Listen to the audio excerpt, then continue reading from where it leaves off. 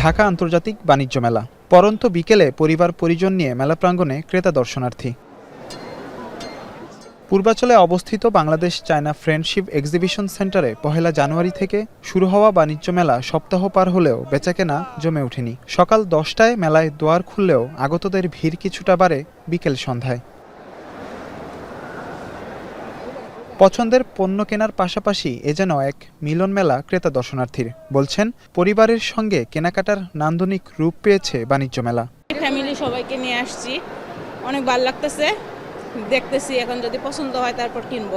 ভালো লাগলো, এসে কেনাকাটা করলাম, কত প্রোডাক্ট দেখলাম বিভিন্ন দেশের থেকে। এখানে অনেক কিছু আছে, বাইরের প্রোডাক্ট থেকে নিয়ে বাংলাদেশের সকল কিছু আছে, মানুষ আসবে দেখবে, খুবই সুন্দর।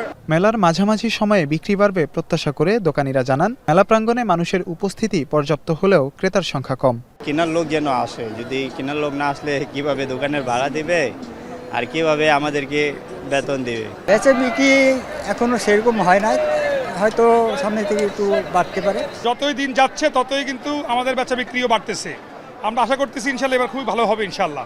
এবারের ২৯তম বাণিজ্য মেলার এই আসরে বিশ্বের ৬০টি দেশের ১১টি প্রতিষ্ঠান সহ মেলায় বসেছে ৩৬২টি স্টল ও প্যাভিলন। মাঝার ইমন, এখন, Dhaka.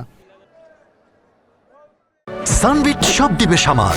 Sunbit magic press dishwashing এর মাথা ঘোরানো সলিউশন।